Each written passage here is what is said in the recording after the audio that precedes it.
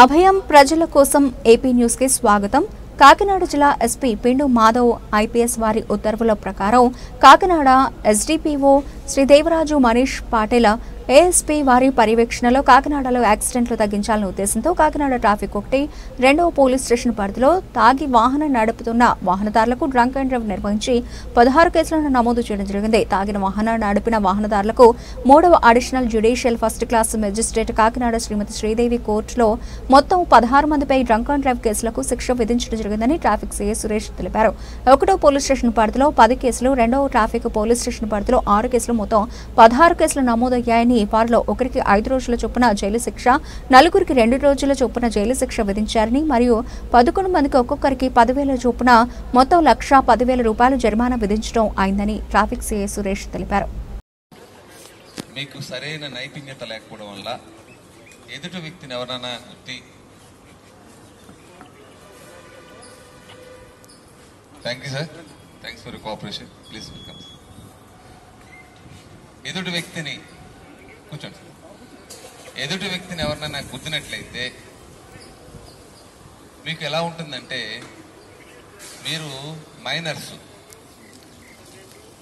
మీ first మీ నాన్నగారిని కానీ మీ అమ్మగారు కానీ ఉన్న వాళ్ళ మీద కేసు బుక్ చేస్తారు, నాన్ బెయిలబుల్ ఫస్ట్ వన్.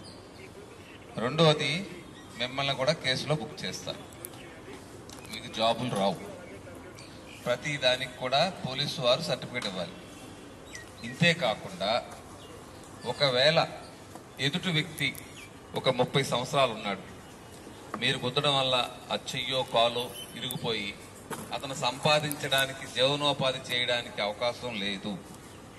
ఆ విధంగా వచ్చినప్పుడు అతని యొక్క లైఫ్ స్పాన్ క్యాల్కులేట్ చేస్తారు. సపోజ్ అతను 60 సంవత్సరాల వరకు బతకగలదు, ఇప్పుడు 30 సంవత్సరాలు, రేపటి నుంచి అతను కష్టపడలేడు.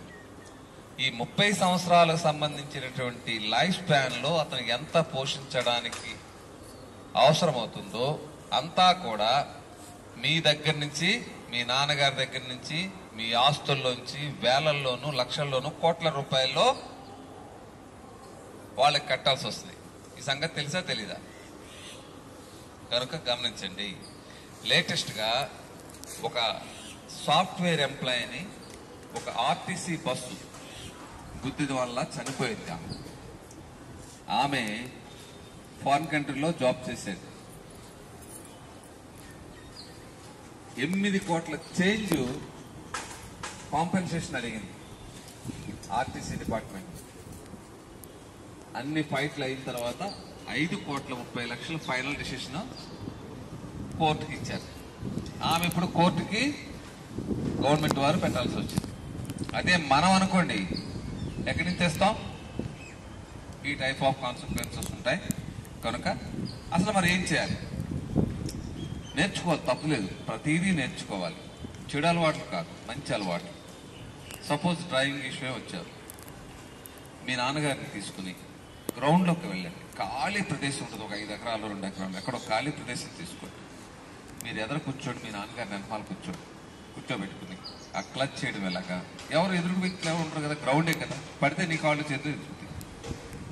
ఎందుకంటే నీ కాళ్ళు చేతులు అందవు. అలా నేర్చుకోవాలి. నేర్చుకోవడంలో తప్పులేదు, కానీ మీరు రోడ్డు మీదకి వచ్చి తోలితే ప్రమాదం జరుగుతుంది.